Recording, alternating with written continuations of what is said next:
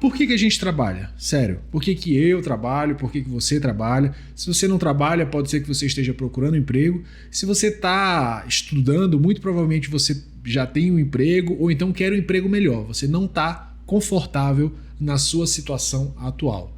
Então, claro, a pergunta principal, aliás, a resposta principal que a gente geralmente tem é: a gente trabalha para se alimentar, para não morrer de fome. Olha, se você está assistindo esse vídeo pelo YouTube, no celular ou no computador, com acesso à internet, provavelmente não é fome o seu problema. Você tem outras prioridades e fome, ainda bem, já foi uma necessidade biológica que já foi superada. Claro, a gente precisa guardar dinheiro, a gente precisa comprar outras coisas. Então, se a gente parar para pensar por que a gente trabalha mesmo, a gente começa a chegar em conclusões muito interessantes. Tá, a gente pode pensar que é para sobreviver, para ter uma moradia, para ter onde morar. Tudo bem, isso é importante. Mas não é só isso, porque você pode conseguir morar de diversos níveis. Você pode morar numa habitação mais barata, uma habitação popular, ou você pode querer morar numa super mansão de luxo. Então é uma questão de conforto. Tá? Se for sobre conforto, você também consegue superar isso muito rapidamente. Porque se você quer um carro, por exemplo, para se locomover, de ir para ponto A até ponto B, de uma maneira econômica, de uma maneira confortável, que não seja em transporte público, você pode comprar um carro, né, classe média, um carro mais popular, mas você pode também querer comprar uma Ferrari, né, um objeto de consumo, um desejo de consumo. E uma Ferrari provavelmente é muito menos confortável de se dirigir no dia a dia, de ir e voltar ao trabalho. E não vai ter uma utilidade nem para alimentação, a não sei que se você seja piloto de Fórmula 1 e você precisa de uma Ferrari ali para trabalhar. Mas mesmo assim, veja só que não é alguma coisa que te traz ali itens de primeira necessidade, são as necessidades biológicas, né? É muito mais um status social, geralmente, né? Ou um conforto. Então, o trabalho, ele envolve hoje vários desses aspectos que não estão diretamente correlacionados a simplesmente a nossa sobrevivência. E eu queria trazer para vocês aqui a evolução do processo do trabalho. Porque, veja, nos últimos 13 mil anos, né, 12 mil anos, o trabalho do ser humano, da humanidade, era essencialmente agrário. As pessoas viviam no campo, trabalhavam para produzir alimentos, para se alimentar e para se manter. Então, era esse o principal trabalho de 90% da população mundial. Nos últimos 200 anos, 300 anos, a gente começou a viver uma revolução chamada Revolução Industrial. Então, a partir desse momento da Revolução Industrial, o ser humano sai do campo, passa a viver mais nas fábricas. E mesmo essa mudança de ecossistema social, uma mudança que foi muito significativa, você ainda tem um trabalho humano essencialmente como um trabalho braçal. Por quê? Tanto a população do campo quanto a população que trabalhava em fábrica tinham em comum baixíssima taxa de escolarização, geralmente eram populações analfabetas e que estavam fazendo um trabalho que era físico, era um trabalho manual, era um trabalho que às vezes no campo principalmente era até substituído por animais, né? No arado, para puxar arado e tal. Por último, chamada a quarta revolução industrial, talvez, tem pessoas que falam que são outros nomes, você tem hoje o que a gente vive de o mundo da informação. O trabalho sai das fábricas, as fábricas começam a se automatizar e o trabalho ele passa a ser essencialmente intelectual, trabalhando com informações, com processamento de informações, com a tratativa de informações, e esse é majoritariamente o trabalho de hoje. É claro, gente, eu não vou dizer que não existem pessoas que passam fome, que não trabalham para se alimentar. Eu vou dizer que existem pessoas que não trabalham somente para a subsistência.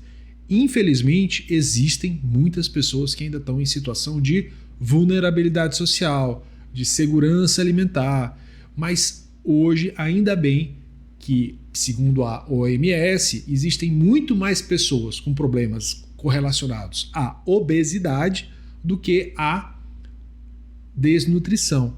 Isso também impulsionado pela mudança da nossa forma de viver a vida, né? Os trabalhos são cada vez mais sedentários, você consegue se alimentar e produzir ali a sua segurança alimentar, mas de uma maneira muito menos ativa, né? Que requer muito menos esforço físico, porque agora o foco do mundo do trabalho ele vai estar aqui dentro da área do intelecto. Então vejam que o trabalho ele tem uma origem rural, essencialmente. A gente pode considerar como sendo o tripalium. Existem questionamentos, tá? E não existe nunca uma mesma resposta, uma única vertente do conhecimento.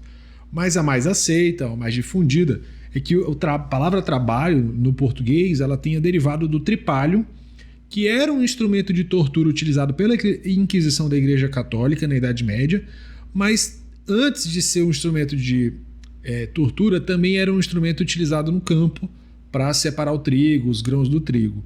Tinha esse nome porque eram 3 pedaços de pau, né? Era tripalium. Então tem um pedaço aqui, outro aqui e outro aqui.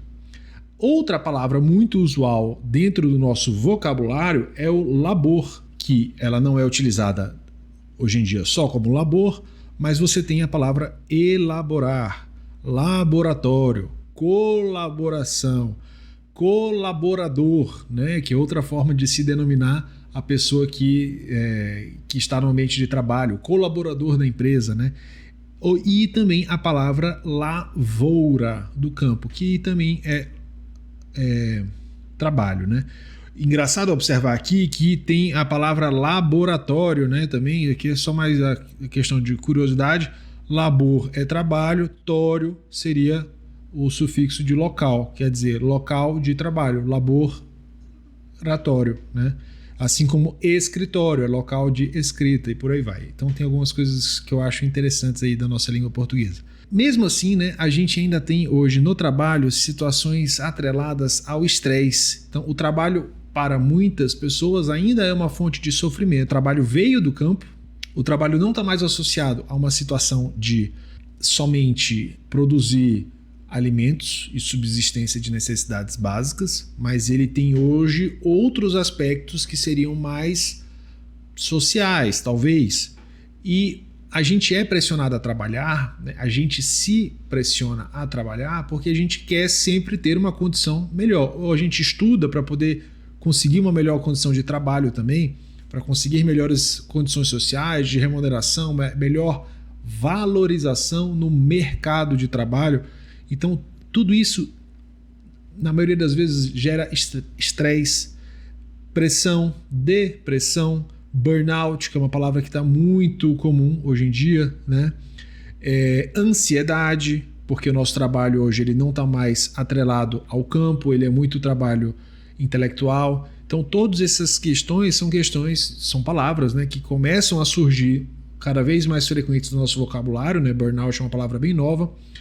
Ansiedade, depressão são fenômenos colaterais a esse ritmo de trabalho acelerado, trabalhos que são muitas das vezes exaustivos. A gente trabalha durante o dia, estuda durante a noite, estuda os finais de semana, e eu não estou dizendo que isso é certo ou errado, tá, gente? Eu acho que todo mundo tem que achar o seu equilíbrio ideal. E a gente vai falar mais sobre isso também. Então, como motivar as pessoas, né? E por que a gente se motiva a trabalhar, ou por que a sociedade nos cobra sempre, e por que a gente está nessa constante busca de alguma coisa melhor em condições de trabalho.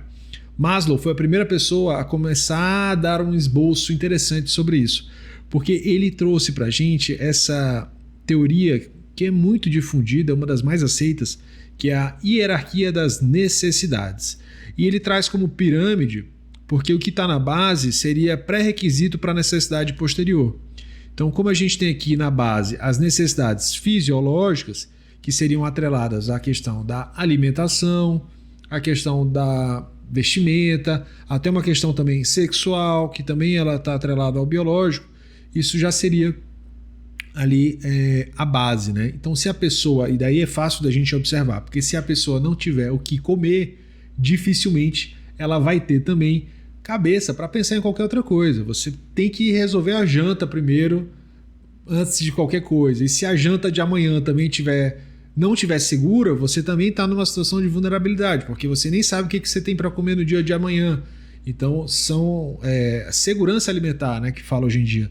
Então, são conceitos muito importantes e são as necessidades básicas do ser humano. Se ele não tiver isso resolvido, ele nem vai pensar ainda em outras prioridades na vida. Então isso é bem simples de entender. E logo em sequência a gente tem ali segurança, né? Segurança que para ele aqui está muito atrelado à moradia, mas também há uma estabilidade de emprego, há um emprego que eu sei que eu vou receber ali uma quantia suficiente para durar um mês, ou que no mês seguinte, se eu for mandado embora, eu vou ter um seguro-desemprego para ter um tempo para eu conseguir outro emprego, coisas nesse gênero, tá? Então a segurança, ela vem aqui nessa parte mais no sentido de estabilidade das necessidades fisiológicas também. Social já é a próxima prioridade, a terceira aqui na hierarquia, né? Porque é de baixo para cima essa prioridade, tá? Então ela vai subindo à medida que as prioridades de baixo vão sendo cumpridas, a gente vai ter as prioridades subindo numa escala, né? Então a social seria a família, os amigos que a gente faz dentro do trabalho também, os relacionamentos dentro do trabalho, ocupar uma função social, né, que seja relevante, que você se sinta reconhecido, e daí já começa na terceira, né, que é a estima, que é justamente esse reconhecimento, né, de ocupar um papel na sociedade, de ter um trabalho no qual eu me orgulhe de ter alcançado, né? E por último, a realização, né? Então a realização é super subjetivo, assim como a estima também, porque às vezes você sonha em ser piloto de avião, então você se sentirá realizado só a partir do momento que você tiver alcançado aquele sonho que é ser aquele profissional de determinada forma, ou então conseguir prover uma segurança financeira que seja interessante para os seus padrões sociais, para a sua origem familiar. Então cada pessoa pode ter uma ambição diferente que vai estar atrelado ali a fatores que são mais individuais, cada um vai ter o seu, e isso também é interessante. Então veja que essa teoria da hierarquia, vou apagar aqui, ela traz uma primeira explicação. É claro que não é perfeita, mas a gente começa a perceber por que a gente trabalha, por que a gente está o tempo todo tentando conseguir uma melhor condição, uma melhor qualidade de vida, uma melhor qualidade de vida para a nossa família, um reconhecimento profissional no ambiente de trabalho. A gente vai falar mais sobre isso ainda nessa aula.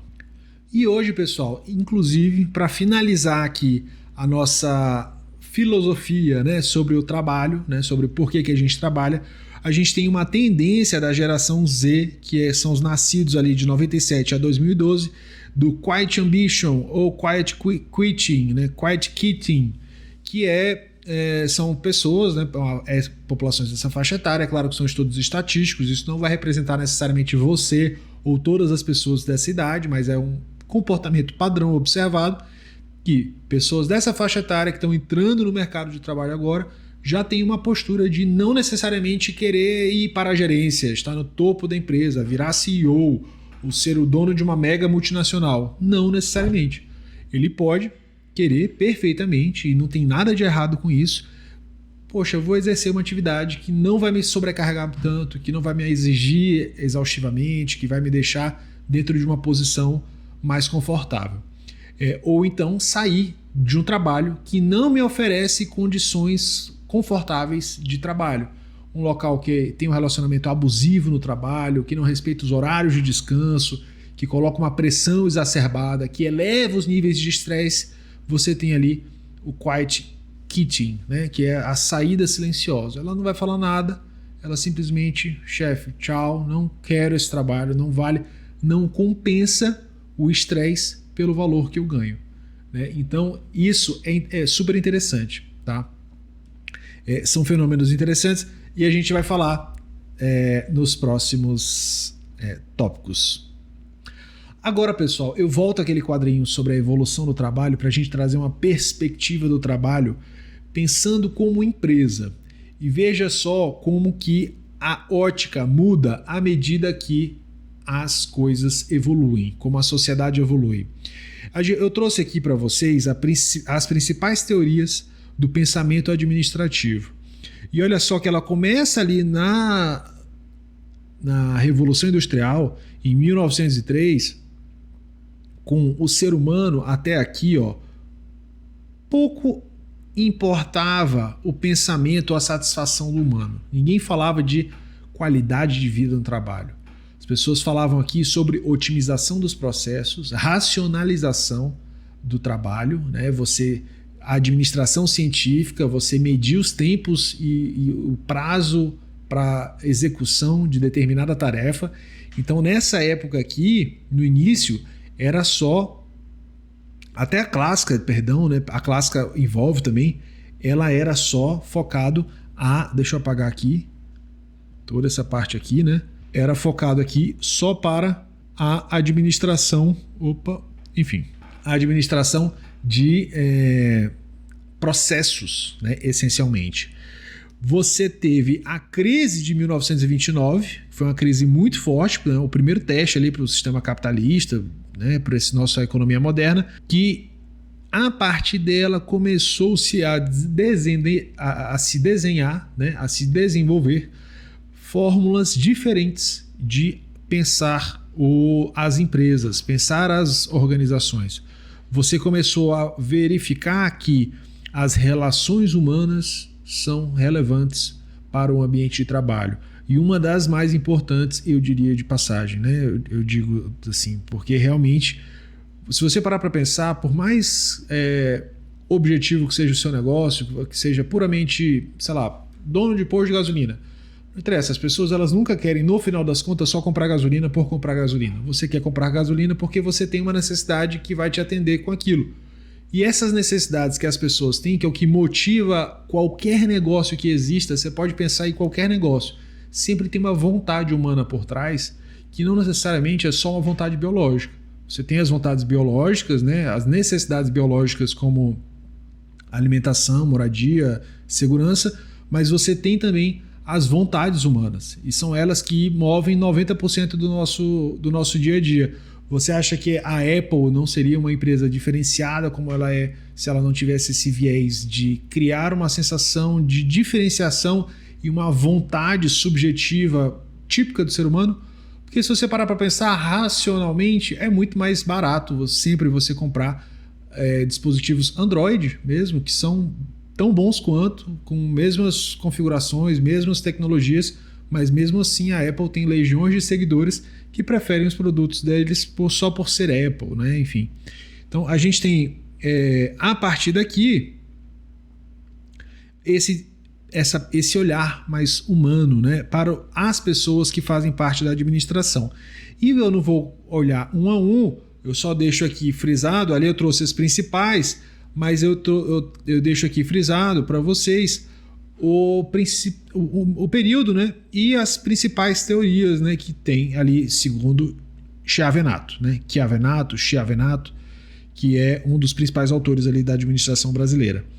Ele faz sempre esses compilados, né? E a gente tem aqui, eu trouxe um resumo, que é onde geralmente as pessoas perguntam ou ficam, com as 4 principais teorias da administração. Isso aqui é uma simplificação, Chiavenato trouxe ela bem mais completa ali a partir de 1903 até 2020, até os anos 2000, né? Causa e complexidade. Então, para saber, né, para decorar, é importante ficar só esses 4 aqui, que são os mais cobrados, mais interessantes. E a gente vê aqui a administração científica e clássica, ela trabalha mais com a parte dos tempos e movimentos, né, só os processos de produção. A burocracia, ela traz o homem ainda na estrutura formal de trabalho, né, uma administração. Ele traz as pessoas, mas as pessoas com uma questão de hierarquia, de comando, de processo. As relações humanas já começam a entender a necessidade do convívio, da informalidade no ambiente de trabalho, o que já é uma mudança de paradigma muito interessante, porque você, como instituição, você reconhece a importância dos relacionamentos informais, da influência da liderança espontânea. Quer ver um exemplo? Na Coca-Cola, por exemplo, nas fábricas da Coca-Cola, geralmente se estimula campos de futebol, convívios sociais, festas de fraternização, happy hours, são todos exemplos de práticas que se fazem hoje em dia porque se reconhece a importância do relacionamento interpessoal para a motivação no ambiente de trabalho. Isso é muito legal. E a teoria da contingência, que fala que não existe padrão, não existe modelos perfeitos, cada caso tem que ser estudado, né? A teoria da contingência, ela é bem curiosa, porque ela fala o seguinte, é uma teoria que fala que nega todas as teorias. Fala assim, não adianta você querer criar regras, porque quando se fala para seres humanos não há regras.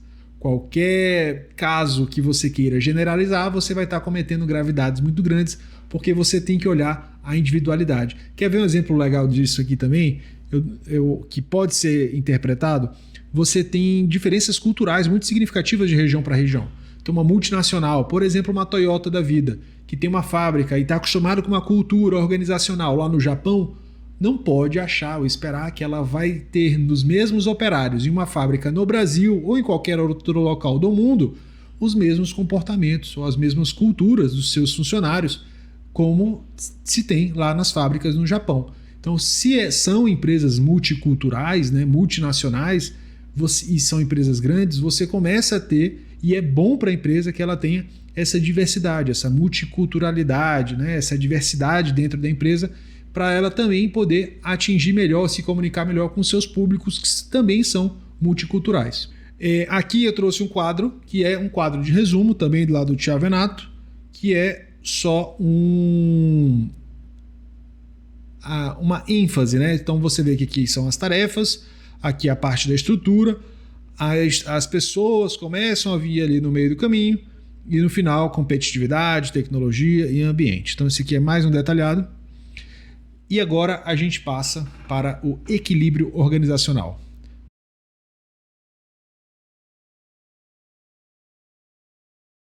O papel do gestor muitas das vezes não é aquela mil maravilhas, não.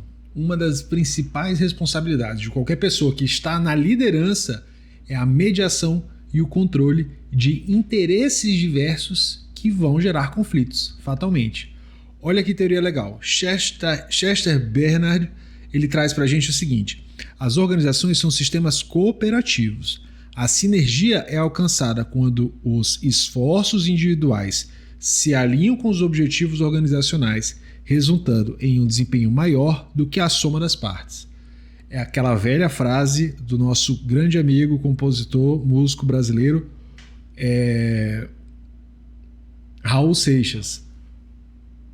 Um sonho que se sonha só é só um sonho, e um sonho que se sonha junto é realidade, né?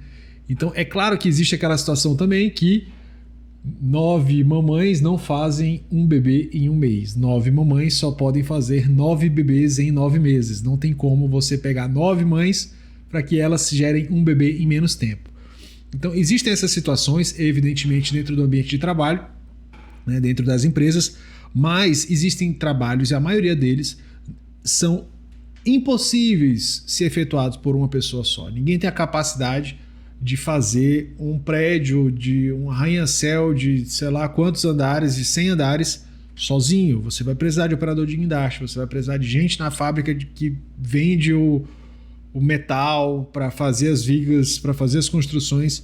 Não tem como. Todas as obras que são grandes, elas vão demandar de várias pessoas para pensar juntas, para executar tarefas ordenadas, e elas vão ter objetivos individuais. Então, cada objetivo, cada pessoa vai ter uma estima. Lembra lá de Maslow? Vai ter uma estima, vai ter um objetivo diferente de vida, vai ter uma origem cultural diferente e vai ter um objetivo de vida diferente. Você tem que alinhar esses esforços individuais para o bem organizacional, fazer com que cada pessoa que tem um objetivo e um histórico de vida diferente cooperem e trabalhem em conjunto para esse objetivo e organizacional, e trazer também a organização como meio de cumprir os objetivos e interesses pessoais das pessoas, porque não é só uma via de mão única, né? Tem que ser uma troca, que a gente vai falar logo a seguir. Então, o equilíbrio no ambiente de trabalho depende da cooperação e da comunicação eficaz entre os membros da organização. E comunicação, pessoal, é o principal problema de qualquer organização. Não adianta, é sempre a organização. E a organização eficaz é o calcanhar de Aquiles, né? Então a gente, e principalmente como líder, tem que saber se comunicar com efetividade, saber transmitir a mensagem sem criar dubiedades, sem criar falsas interpretações.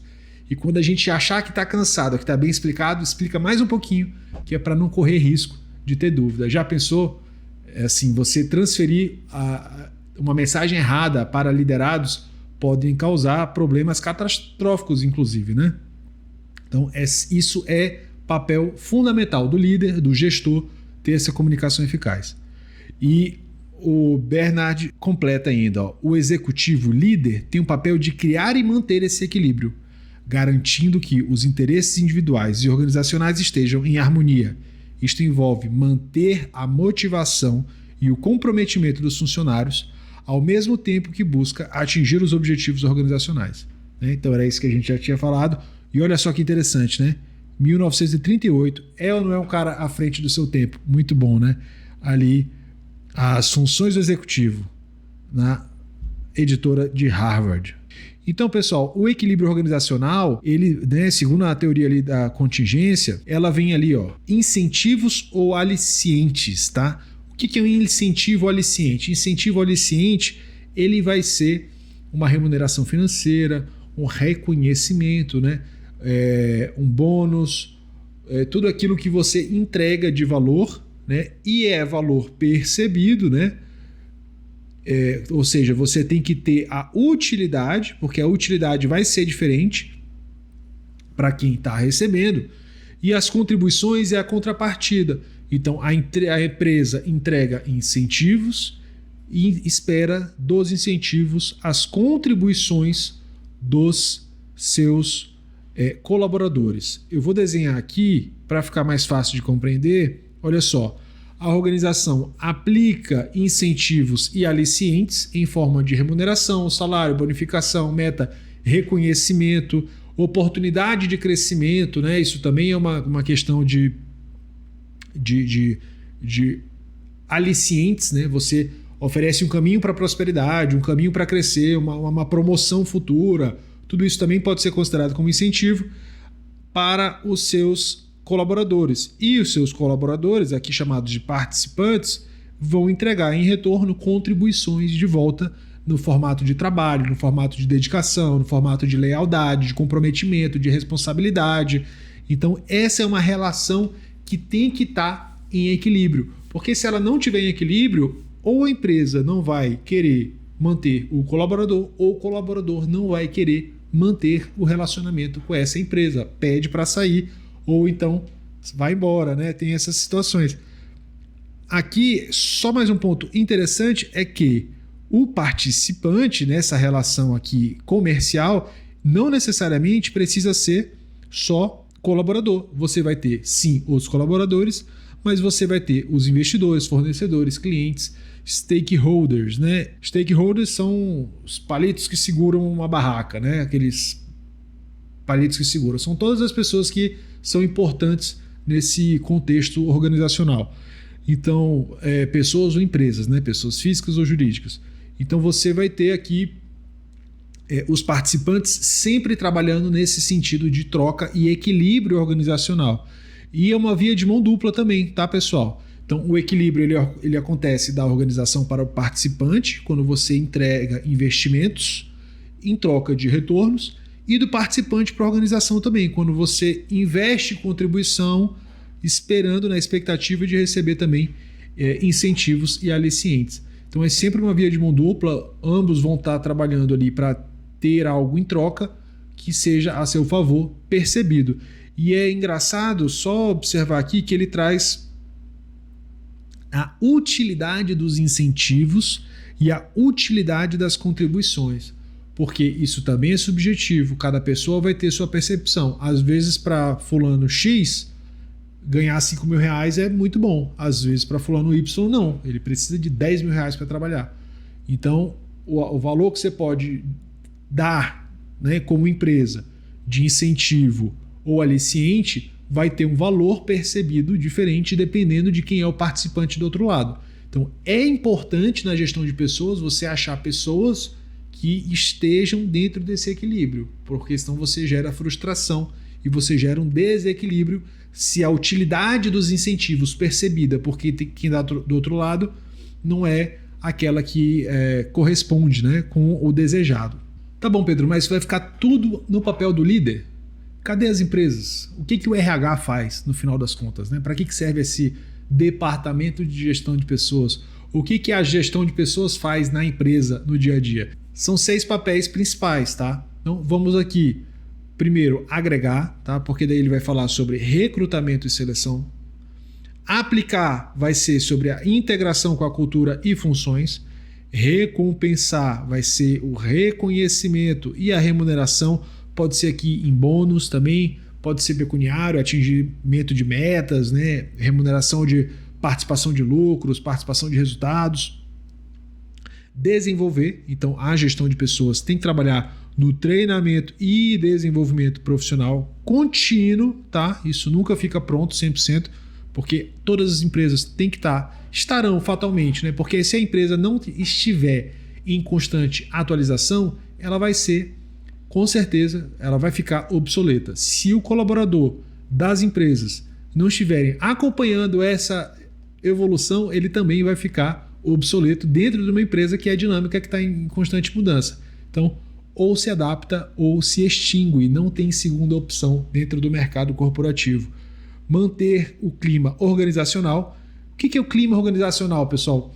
Great Place to Work é um selo que estão falando, né, que está muito comum já hoje em dia, que são empresas que querem se mostrar para atrair talentos. Lembra da geração Z, que acha que é tão relevante quanto uma boa remuneração também ter um bom local de trabalho, um bom clima organizacional? É isso. Great Place to Work é um selo que várias empresas colocam, né, procuram se certificar para mostrar para o mercado, para mostrar para as pessoas que ela é um local que valoriza o bem-estar emocional, o bem-estar social dos seus colaboradores. Monitorar os resultados, tá? Então, 6º e último papel, acompanhamento dos resultados dos seus colaboradores, das suas equipes, né? Se estão de acordo, né, em caminho, em convergência com os objetivos e com as expectativas daqueles colaboradores nas suas funções. Belezinha, belezinha. Então, pessoal, quais são os objetivos, né, de uma maneira mais macro? Por que as empresas gastam dinheiro para deixar as pessoas felizes? É porque ela é bonzinha? Não. Então, a empresa gasta dinheiro oferecendo organização, né, na gestão de pessoas, porque ela quer que a gestão de pessoas ajude a organização a alcançar os seus objetivos, na maioria das vezes financeiros, né? E realizar suas missões. Objetivos e missões que todas as empresas têm, se você não estiver familiarizado com a administração estratégica, eu vou falar lá na frente, é o que toda empresa, quando faz um planejamento estratégico, tem que ter, né? Objetivos e missões bem definidos, tá? Proporcionar competitividade para a organização. Proporcionar à organização empregados bem treinados e motivados. Aumentar a autoatualização e a satisfação dos empregados no trabalho, né? Tem que estar sempre em aprendizado contínuo. Desenvolver a qualidade de vida no trabalho, né? Que eu tinha acabado de falar, o famoso QDV. Administrar a mudança, lembra? Os ambientes estão em constantes mudanças, né? Se o ambiente muda, tem uma evolução tecnológica, a empresa vai estar adaptada, os meus colaboradores estão adaptados e aptos para administrar essa mudança junto, para navegar através dessa mudança, para fazer uma reestruturação dentro dos processos produtivos e administrativos da empresa. Tudo isso é importante. Manter políticas éticas e comportamento socialmente responsável, né? Trabalhar com bem-estar social, a igualdade de gênero, né? A não distinção de diferenças de orientações, diferenças culturais, orientações religiosas, orientações sexuais, de identidade, lidar com o fenômeno da diversidade, né? Olha só o que eu tinha acabado de falar, da diversidade. Então, pessoas de culturas diferentes, com orientações diferentes, devem trabalhar em conjunto. Isso é bom para a empresa. Na maioria das vezes, você ter uma empresa que tenha pessoas pluras, né, uma pluralidade de colaboradores ajuda a ter um ambiente mais dinâmico, produtivo e que você consiga se distinguir melhor dentre as outras. Não faz, pessoal, aqui diferença para a empresa, se ela está uma empresa de mercado, né, uma empresa que tem finalidade lucrativa, distinguir se o seu cliente torce para o time A ou torce para o time B. Se é da direita, se é da esquerda, se é católico ou se é do candomblé. Ela vai querer vender para todos esses públicos, para todas essas pessoas. Então, a empresa ter dentro do seu quadro pessoas de todas as orientações, de todas as matrizes, vai ser interessante porque ela vai conseguir também se comunicar melhor com esse público que também é diverso. E ainda mais quando a gente fala num país que nem o Brasil, que tem uma diversidade cultural muito grande também, né? E promover o alinhamento entre objetivos organizacionais e os individuais para o alcance do equilíbrio organizacional. Olha as coisas se casando aqui, né? Muito bom, pessoal. Então aqui eu encerro esse nosso primeiro bloco, tá? De gestão de pessoas. Só para dar uma introdução para vocês o que é gestão de pessoas, por que ela é importante, por que as empresas investem em gestão de pessoas hoje em dia, por que vale a pena investir nas pessoas, porque as pessoas são as peças fundamentais de qualquer negócio, de qualquer empresa. Não adianta, tá? Não adianta você querer fugir. É sempre a peça mais importante e a mais difícil também, tá? De se lidar, porque são humanos, cada humano vai funcionar de uma forma diferente, não existe sempre uma fórmula mágica, mas existem os bons caminhos que vários já trilharam e ajuda a gente também a refletir e ter esse cuidado sobre, principalmente se a gente está na liderança. Tá? Gerir pessoas não é uma tarefa fácil, mas ela é totalmente possível e existem conhecimentos e técnicas que ajudam nesse processo. Beleza, pessoal? Então é isso, bons estudos e até a próxima aula. Valeu, falou, até mais!